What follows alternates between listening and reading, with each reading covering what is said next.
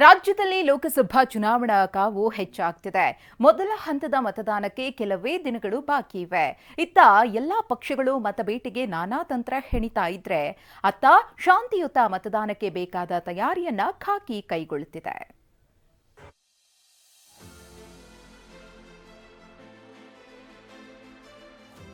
ರಾಜ್ಯದಲ್ಲಿ 2 ಹಂತಗಳಲ್ಲಿ ಲೋಕಸಭೆ ಚುನಾವಣೆ ನಡೆಯಲಿದ್ದು, ಏಪ್ರಿಲ್ 26ರಂದು ಮೊದಲ ಹಂತ ಮತ್ತು ಮೇ 7ರಂದು ಎರಡನೇ ಹಂತದ ಚುನಾವಣೆ ನಡೆಯಲಿದೆ.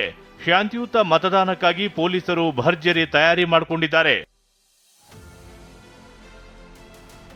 ಇದಿಷ್ಟೇ ಅಲ್ಲದೆ 65 ಸಿಆರ್ಎಫ್, 50 ಕೆಎಸ್ಆರ್ಪಿ ತುಕಡಿ, 26,000 ಹೋಂಗಾರ್ಡ್ಗಳನ್ನ ಭದ್ರತೆಯಲ್ಲಿ ಬಳಸಿಕೊಳ್ಳಲಾಗ್ತಿದೆ.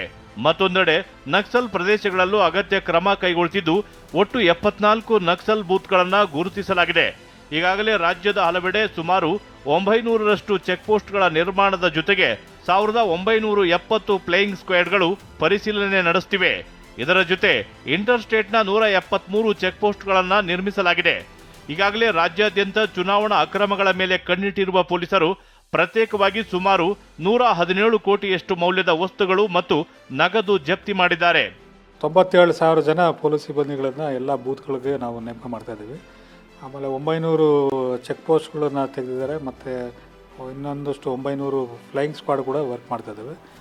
ಇದುವರೆಗೆ 117 ಕೋಟಿ ಅಷ್ಟು ಅಮೌಂಟ್ನ ಪೊಲೀಸ್ ಇಲಾಖೆಯಲ್ಲಿ ಮಾತ್ರ ಸೀಸ್ ಆಗಿದೆ. ಇನ್ನು 26,000 ಜನ ಹೋಮ್ ಗಾರ್ಡ್ಗಳು ಮತ್ತು 65 ಸೆಂಟ್ರಲ್ ಪ್ಯಾರಾಮಿಲಿಟರಿ ಕಂಪನಿಗಳು, ನಮ್ಮದೇ ಒಂದು 50 ಕೆಎಸ್ಆರ್ಪಿ ಕಂಪನಿಗಳನ್ನು ನಾವು ಬಳಸ್ತಾ ಇದ್ದೀವಿ. ಮುಂಜಾಗ್ರತಾ ಕ್ರಮವಾಗಿ 30,000 ಜನರ ಮೇಲೆ ಪ್ರಿವೆಂಟಿವ್ ಸೆಕ್ಷನ್ಗಳನ್ನು ಹಾಕಲಾಗಿದೆ. ಜೊತೆಗೆ 9 ಜನರನ್ನ ಗೂಂಡಾ ಕಾಯ್ದೆಯಡಿ ಜೈಲಿಗೆ ಕಳಿಸಲಾಗಿದೆ. ಒಟ್ಟಾರೆ ಶಾಂತಿಯುತ ಮತದಾನಕ್ಕೆ ಬೇಕಾದ ಅಗತ್ಯ ಕ್ರಮ ಕೈಗೊಳ್ಳುವಲ್ಲಿ ರಾಜ್ಯ ಪೊಲೀಸರು ಮುಂದಾಗಿದ್ದು, ಇದೇ ತಿಂಗಳ 24ರಿಂದ ಭದ್ರತಾ ಕೆಲಸಗಳು ಆರಂಭಗೊಳ್ಳಲಿವೆ. ಜಗದೀಶ್, TV9 ಬೆಂಗಳೂರು.